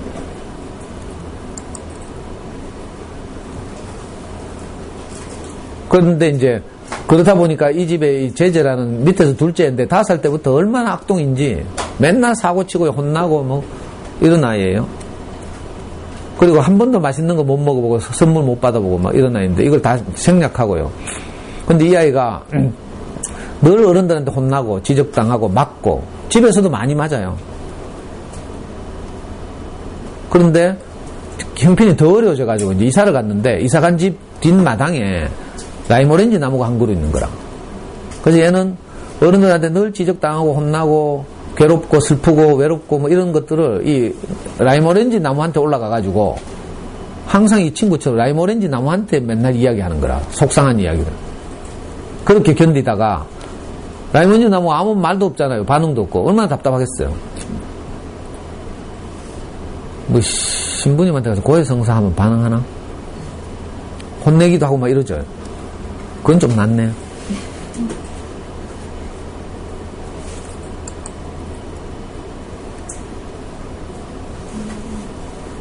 이 가족들이고요. 근데 얘는 그 라이모렌지 나무를 자기 친구처럼 여겨요. 내 이름이 생각이 안 나. 라이모렌지 나무한테 이름을 민기뉴인가? 민기뉴라는 이름을 붙여줘가지고 민기뉴하고 대화하듯이 늘 속상한 이야기하고 막 이렇게. 근데 나무는 너무 답답할 거 아니에요. 아무도 내 이 속상한 것을 말할 대상이 없다 이렇게 생각하면 너무 답답하고 이렇죠. 옛날에 저도 청소년 시기에 그랬어요. 너무 답답해가지고 저는 정말 제 인생이 너무 막막할 때 있잖아요. 17살 때 아무 희망도 없고 겨우 이제 제가 한번 살아보겠다고 직업훈련소 들어갔어요. 전에 말씀드렸죠. 박정희와 유경수가 세운 직업훈련은 국비직업훈련, 정수직업훈련 들어가가지고 그 당시에 목공의 기술을 배웠는데, 목공의 기술을 배우고 있으면서 내가 참 답답한 거라 한심하고 너무 외롭고, 근데 아무도 내 마음을 알아주고 내한테 조언하거나 이끌어줄 대상은 없고, 그래가지고요, 그해 용돈을 진짜 꼬깃꼬깃 전략해가지고 제가 바다를 보러 갔어요. 17살 때. 인천에, 서울에서 제일 가까운데 인천이잖아요. 그 엄마 떠나서 혼자서 서울에서 이제 직업훈련소 기숙사 생활하면서. 직업훈련소 기숙사는 완전 군대하고 똑같아요. 사감이 장교 출신이라. 그 맨날 우리 최 회초리를 막 때리고요. 너무 외로워가지고 바다가 어느 날 보고 싶었어. 그래서 인천에 갔어요. 왜냐면 인천이 제일 교통비가 적게 드니까. 요즘 같으면 기차 타고 정동진이나 한번 갈 긴데 거기 훨씬 분위기 있고 이렇잖아요, 동해가. 근데 그때는 그것도 모르고 제일 가까운 곳에 가겠다고 인천에 갔어요. 인천 연안부두에 가니까 섬에 이제 가고 싶어요. 바다, 굴지를 떠나서. 섬에 가려고 하니까 그 당시에 제일 싼 배가 있더라고. 그때 700원인가 800원 하면 배를 탔어요. 타고 어디 데려다 주는가 하면 작약도라는 인천 앞바다에 아주 조그만 섬이 있어요. 지금은 그게 놀이공원으로 개발됐다 하는데. 그냥 무턱대고 작약도 가는 배를 탔어요. 그 내려주더라고. 그 바닷가에 앉아가지고요. 하루 종일 바다에 조약돌을 던지면서 뭐 했는지 몰라. 고독을 사시미 치면서. 아니, 그렇게 진짜 하염없이 바다를 바라보고 있었다니까. 돌 던지면서 계속. 근데 하루 종일 있어도요, 그 내 허무함, 외로움, 이게 전혀 뭐, 가시질 않는 거라. 바다를 보고 있는데도, 난 바다를 보면 뭔가 좀, 나아질 줄 알았거든요. 근데 그날 잊지 못해요. 17살 때, 그 오후에, 하루 종일 바다에 조각도 던지고 있다가, 여전히 더 허무함만 안고, 다시 서울로 돌아오던, 그 아무 희망 없는 그 어린 시절 내가 잊지 못하거든요. 저는 그래서 항상 누군가를 기다렸어요. 이스라엘 사람들이 로마의 식민지가 됐잖아요. 그래서 항상 이스라엘 사람들 누구를 기다리는가 하면 자기 민족의 역사에서 가장 위대했던 왕 다윗이라고 있죠. 다윗 왕이 가장 위대했거든. 영토를 우리나라 말하면 광개토 대왕쯤 되겠죠. 그래서 이스라엘 사람들은 로마의 식민지가 되고 나서 너무 절망적이니까 항상 자기 민족의 역사에서 가장 위대했던 왕 다윗 같은 사람이 나타나서 우리 민족을 구원할 것이다. 이 생각을 늘 한 거예요. 그 다윗 같은 왕을 기다리던 사상을 지금 뭐라고 불러요? 메시아 사상이라고 불러. 늘 메시아를 기다리는 거죠. 이걸 그리스 사람들은 번역해서 메시아를 그리스도라고 번역했죠. 클라이스트. 그래서 지금 기독교라는 게 기독이라는 말이 클라이스트의 우리말 번역이라. 무슨 말인지 알아요? 기독교 할 때 기독이라는 말은 그리스도라는 뜻이에요. 그걸 한자로 표현한 거죠. 클라이스트. 영어로는 클라이스트. 한자로는 기독. 이걸 이제 우리말로 그리스도 이렇게 번역하는 거죠. 그러니까 내 인생을 행복하게 할 그 누군가. 이거죠. 쉽게 말하면. 그러니까 이건 종교적인 문제가 아니에요. 종교적인 문제가 아니라 누구라도 사실은 내 인생에 무엇을 기다리고 있죠. 아가씨들은 백마탄 왕자. 아줌마들은 송중기 같은. 이런 거, 우리 누구나 다 뭘 기다려요. 그래서 결혼도 해보고, 뭐 사업도 해보고, 뭐 여러 가지 하죠. 아이도 키워보고. 근데 내 인생을 만족할 이건 안 오거든? 남편하고 결혼해도 이건 없어요. 왜? 남편도 한 사람 인생이니까 그걸 찾고 있죠, 사실은. 나도 찾고 있고. 그 남편이 내게 이걸 공급해주지 못해요. 또 남편들은 사업하고 성취하고 직장에서 승진하고 이런 데 또 몰두해보죠. 그러면 내 인생이 만족해질까 싶지만 또 그렇지도 않아요. 가족을 먹여 살려야 하기 때문에 최선을 다하고 있긴 하지만 그렇다고 해서 이 기다리던 그것이 나타나진 않죠. 그리고 또 엄마들은 집에서 전업주부 하는 엄마들은 자식에게 이걸 투영해요. 그죠? 아들을 남편처럼 여기고 최선을 다해서 섬기고 돕고 잘 양육하고 그렇게 해서 이 아이가 잘 자라면 내 인생이 만족할까 싶죠. 근데 나중에 해보면 알겠지만 없어요. 이번 월요일 날 제가 늘 강의할 때 말하던 그 엄마가 옛날에 10년 전부터 제 강의 듣던 엄마가 왔어요. 공부 애가 억수로 잘해가지고 대원고등학교 자사고 들어가서 수능에서 문과 자사고 2등을 했어요. 대건에서. 성적이 아주 좋아가지고 서울대는 포기했기 때문에 서울대를 제외하고 어디든지 갈 수 있는 성적을 받았어요. 그래서 작년 12월달에 저한테 상담했거든요. 어디든지 갈 수 있는데 이제 쫄아가지고 안전한 지원에 고대 영문과를 갔어요.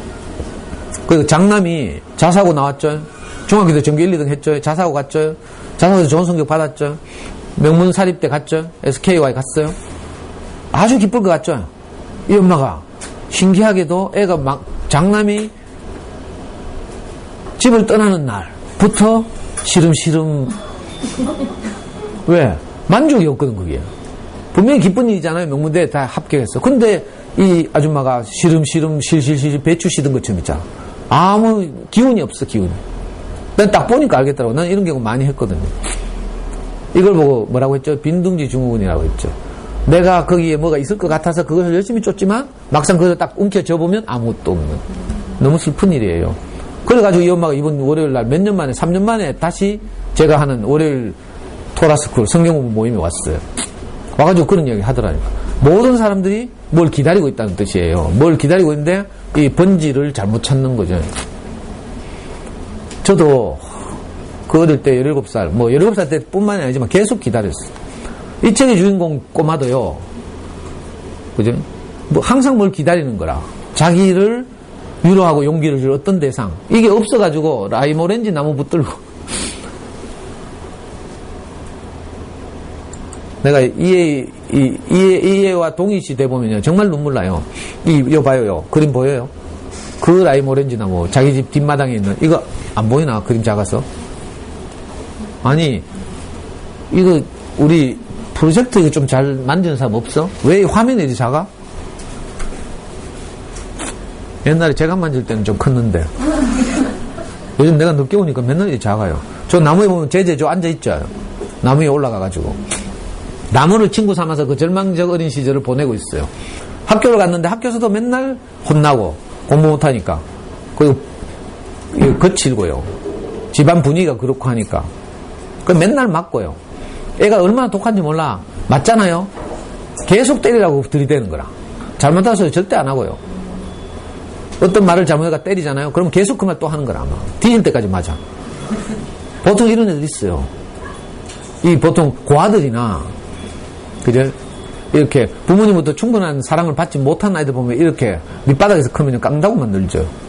제가 살았던 그 비산동 슬럼가에는 이런 애들 셌어요. 막 뒹굴고 있잖아요. 면도칼로 자기 배 째고 뭐. 저도 이거 많이 껐어요. 저도 청소년 시기에 깨진 유리 가지고 팔 많이 꺾고 막 이랬어요. 스트레스 받고 속상하면 팔 찌 꺾고 피 질질질 나고 막. 이런 게 양아치인 거라, 양아치.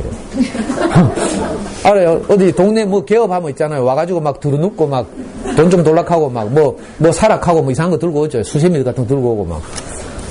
슬럼가에 살면요. 아무 의지할 데도 없고 이러니까 이런 거밖에 안 넣는 거야. 깡다고 도끼 막 이런 거.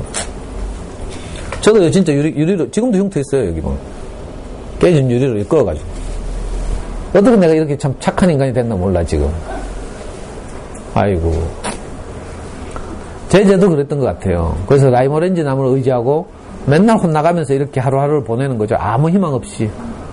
근데, 어느 날, 이 아저씨를 만나는 거야, 털보 아저씨. 이 털보 아저씨는 아주 멋진 차를 몰고 오는 포르투갈 사람인데, 브라질에 사는 포르투갈 사람.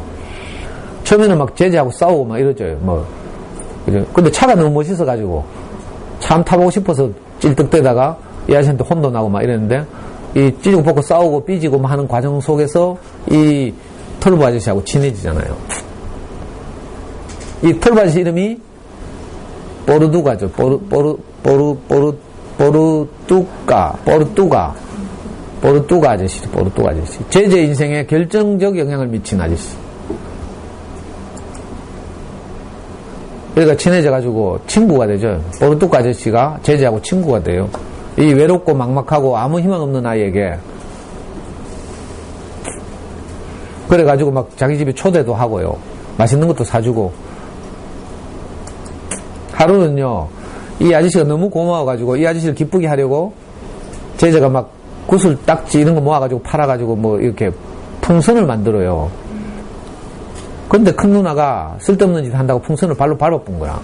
그래서 제자가 너무 속상해가지고 포르투가 아저씨 기쁘게 해주고 싶어서 이 풍선을 만드는데 큰 누나는 그것도 모르고 평소에 제자를 미워했거든.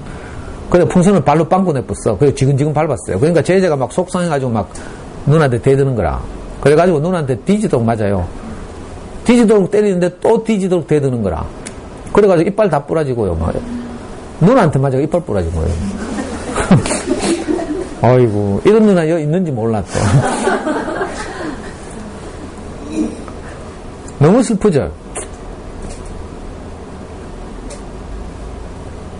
거기다가 아버지가 실업자잖아요?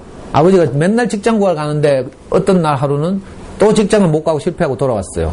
근데 제재가 기특하게도 아버지를 위로하겠다고 어떤 불황아 아저씨 따라다니면서 기타 치는 아저씨 따라다니면서 배운 노래를 아버지한테 불러주는 거야. 근데 그 노래 가사가 좀 야해. 뭐 아가씨는 빨가벗었고 뭐 이렇게 자꾸 제재는 그거 모르는 거죠, 어리니까. 그러니까 아버지를 위로한다고 그 기타신 아직 캤어. 이 노래 들으면 사람들 기분이 좋아진다 캤어. 그래가지고 제가 아빠한테 그 노래를 불러주잖아요. 근데 뭐 꼬마가 뭐 아가씨는 빨가벗고 뭐 이렇게 하니까 아빠가 열받아가지고 있잖아. 제재를 때리는 거랑. 근데 제재는 아빠 마음을 위로해야 되니까 계속 그 노래를 불러요. 아빠는 계속 때려. 맞으면서도 계속 불러요. 그러니까 아빠 나중에 열받아가지고 혁띠 풀어가지고 애 패잖아요. 이 전형적인 그죠? 우리 한국에 이런 아빠도 많았죠. 자기 인생이 안 풀리고 속상하고 이러니까 그 화풀이를 주로 가족에게 하고 또 술 마시면 가정폭력을 행사하고 이런 아빠도 참 많았죠. 우리 아버지도 일찍 안 돌아가셨으면 그랬을 거라 아마. 우리 아버지 인생이 완전히 꺾여가지고 희망 없이 살았으니까. 그래가지고 애가 막 죽기 직전까지 갔잖아. 아빠한테 맞아가지고. 그러면서 이제 완전히 자기 안에서 아빠는 죽었다 이렇게 생각하는 거죠.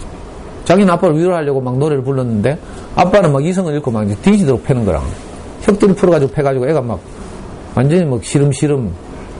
그래 아빠는 너무 맞아가지고요 며칠 동안 학교도 못 가고 못 나타나니까 이 뽀르두가 아저씨가 제재가 너무 걱정이 돼가지고 온 동네 찾아다니고 있어요. 기다리고 있어요. 근데 제재는 아빠한테 너무 맞고 나서 어느 날 죽기로 결심하는 거죠. 기찻길에 차에 받쳐 죽으려고. 근데 이제 그 자기가 너무 사랑했던 그 의지했던 뽀르뚜가 아저씨 생각이 났어요. 그래서 뽀르뚜가 아저씨한테는 한번 가서 작별 인사라도 하고 자기가 기차에 뛰어들겠다고 찾아가거든요.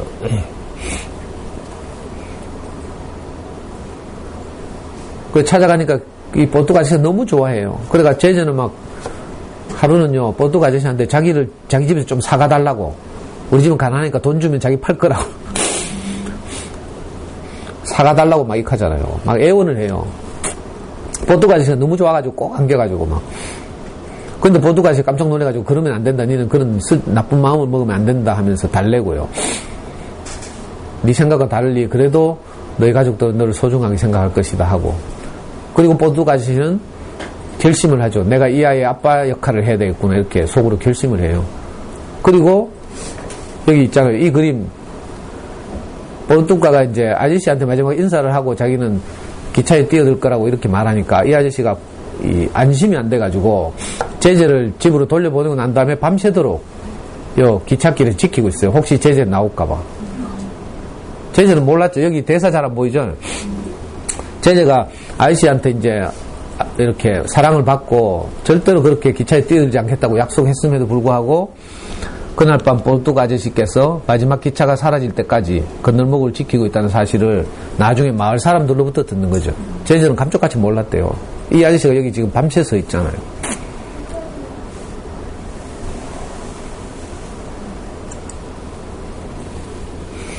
그리고 형이, 제재한테 형이 하나 있는데 이 뽀르뚜가 아저씨 말고 또 제재한테 위로가 됐던 게 라임오렌지 나무죠. 근데 형이 거짓말 한 거라. 제재한테. 라임오렌지 나무가 곧 철거된다고. 자기 집 쪽으로 길이 나기 때문에 집 뒷마당 쪽으로 길이 나가지고 라임오렌지 나무가 이제 뽑혀야 된다고 이렇게 거짓말을 해요. 그러니까 제재가 너무 막 속상해하고 막 아빠한테도 많이 혼났죠. 막 이러니까 이 아저씨가 이 유명한 말을 해요. 영원히 헤어지는 것은 없다. 이렇게.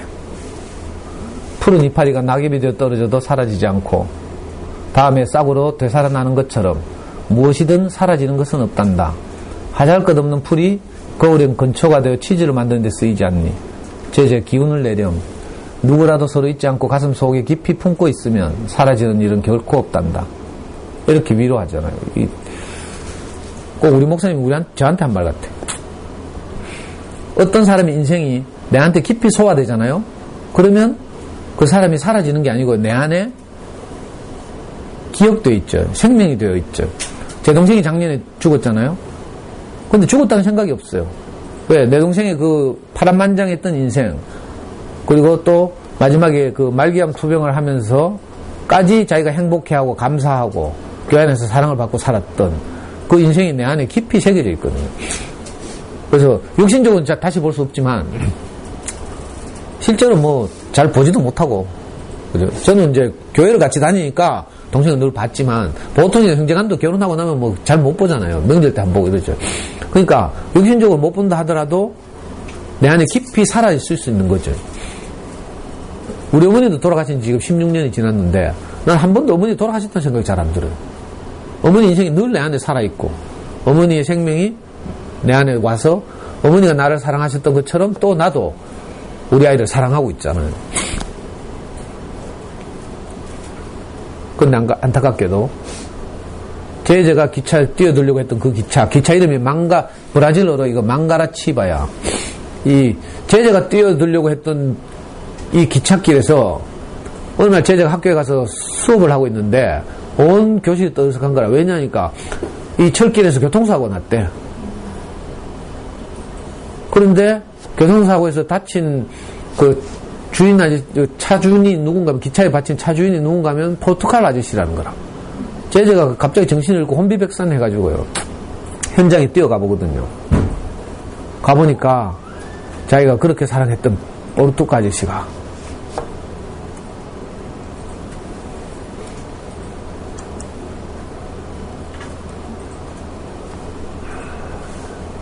근데 신기하게도 제재 안에 포르투갈 아저씨는 자기를 떠났지만 이 어린 아이에게 남아있던 그 포르투갈 아저씨의 깊은 사랑이 이 제재에게 남아있었겠죠. 그래서 그 후 이야기는 생략되고 있는데 이 아이가 잘 자라서 어른이 됐어요.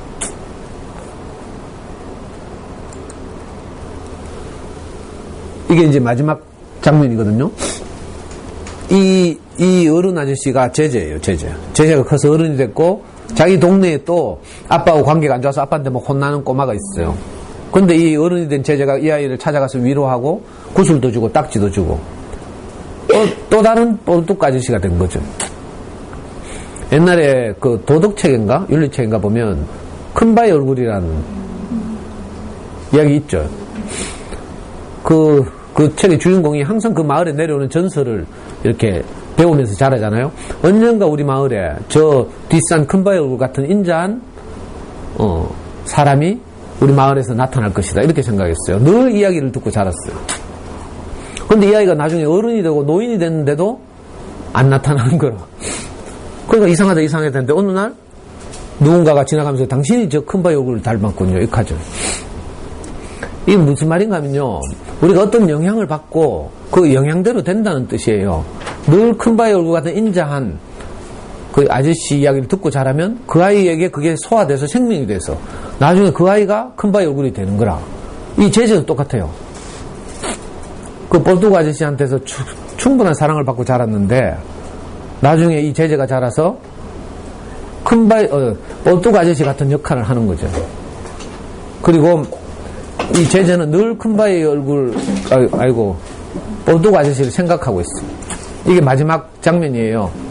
이 제재가 어른이 돼서 포르투갈 아저씨한테 깊은 감사를 표하고 있어요. 지금 내가 이거 다 읽을 수는 없지만 그러니까 우리도요, 우리 안에 있는 부족함을 누군가를 통해서 채우잖아요. 여러분들이 어머니에게서, 부모님에게서 나아졌죠? 부모님에게서 나아져서 생명이 자라면 어떻게 돼요? 아가씨가 되고, 또 좀 있으면 시집을 가서 또 우리 아이를 낳아요. 이게 생물학적 생명의 세계예요. 자, 인격적으로도, 정신적으로도 마찬가지예요. 내가 누구로부터 나아져요. 정신적으로 나아진다고 하니까 좀 이상하죠? 저는, 정말 제가 절망적인 인생을 살았는데 제 인생에 포르투갈 아저씨 같은 분을 만나서 내가 그분 이야기를 계속 듣고 이러면서 내가 다시 태어났어요. 누가 봐도 저는 다시 태어났죠. 옛날에 제멋대로 살고 노름하고 도박하고 뭐 마누라 애 버리고 도망가고 뭐 이렇게 절망적으로 살았는데 어떤 말을 계속 들으니까 내가 새로 태어나는 거야. 이걸 성경에서는 거듭난다 이렇게 말해요. 거듭난다는 게 엄마 뱃속에 들어갔다 다시 난다는 말이 아니고요. 육체가 어떻게 거듭나겠어요.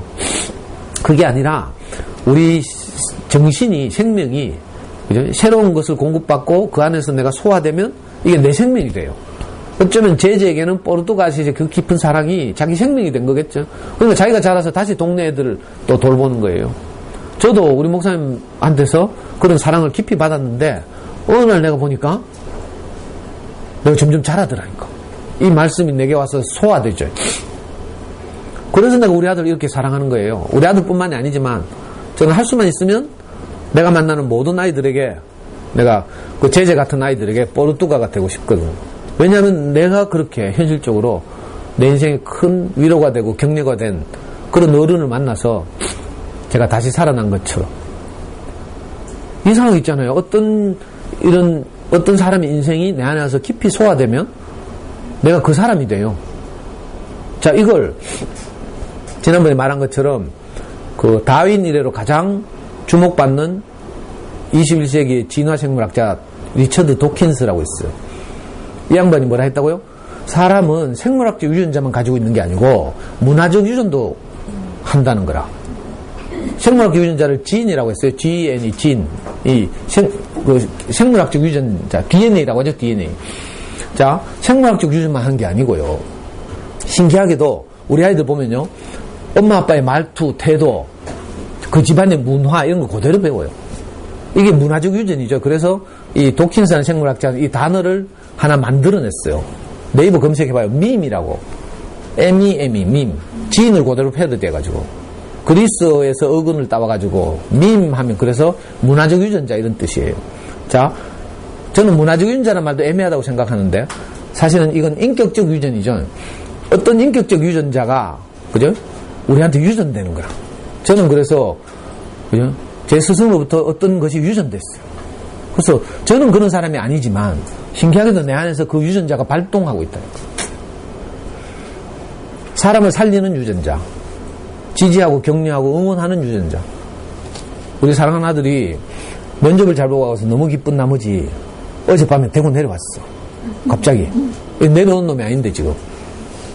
할 일도 없고 목요일날 내려온 거 이례적이에요. 갑자기 엄마한테 카톡이 와가지고 엄마 대곡동에 있는 그 막창집이 생각난다 하면서.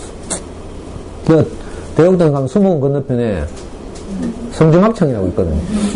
거기 옛날에 우리 아이가 그 이모들한테 가서 맛있는 막창과 차돌박이 이런 걸 얻어먹은 적이 있어요. 우리 모기님하고 또 모기님 동기쯤 되는 또 나경이 이모라고 있는데 이 두 이모가 우리 아이한테 그때 맛있는 막창하고 차돌박이 뭐 이런 걸 사준 적이, 삼겹살 이런 거 사준 적이 있어요. 그래서 얘가 자꾸 그 생각이 난대. 얘는 웬만한 비싼 맛집을 좋아하거든. 근데 막창집이 생각나니까 얼마나 고마운지. 그래서 어젯밤에 엄마 퇴근해 동대구에서 픽업해가지고 성주 막창 가 있고 저는 여기서 퇴근해가. 얼마나 행복한지 모르겠어요. 제가 이럴 수 없는 사람이거든요. 아이하고 소통한다는 건 제 인생에서 불가능했어요. 나는 고집불통이고요. 특히 저는 대학 들어가가지고 그놈의 마르크스 레닌주의를 공부해가지고 내가 얼마나 잘났고 똑똑한지 아무도 내 안에서 쉬지를 못해요. 내가 너무 똑똑하니까. 똑똑한 게 좋은 게 아니에요. 똑똑하면요 쉬지를 못해 옆에 사람들이. 오히려 동네 언니들도 보라니까 어벙한 언니들한테서 쉰다니까. 너무 똑똑하고 말 똑똑똑 부르지고 이러면요 피곤해. 그러니까 우리 연구소 여기 와서는요 똑똑한 거 자랑하면 안 돼. 그건 자기 얼굴에 자기 그 이상. 우린 멍청한 게 좋아요. 편하다니까. 수도분하고 이러면. 저는요 우리 애도 저한테서 안식을 못했어요. 아빠 죽었으면 좋겠다고 일장에 쓰고 막. 아유 그랬던 제가 어떻게 26이나 됐는데 지금 아이하고 소통하고요. 애가 걱정이 돼가지고 야 니 일본 가서 살겠나 하고 계속 걱정하니까 아빠 또 지금 일본 안 가고 로스쿨 가고 내 꼬시는 거지 하면서 막 계속 막 하고 아빠는 절대 그런 마음이 없다 하고요. 그래가지고 어제는 마지막으로 내가 우리 아들이 지 일본 가면 아빠 자주 놀러와 하더라고. 그런데 진심을 다해서 했어요. 그래 니 일본 가면 아빠가 매달 놀러 갈게 하면서.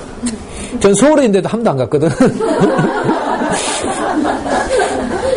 근데 내가 아이가 무엇을 하든지 진짜 내가 응원하고 지지한다는 걸 보여주고 싶어서 아빠가 매달 니한테 갈게.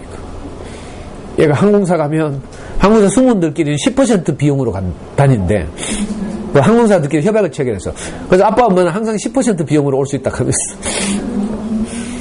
그래가 막 우리가 막 잔치가 벌어져가 막 우리 아들 덕분에 우리가 싼 값으로 여행 다니겠네 하면서.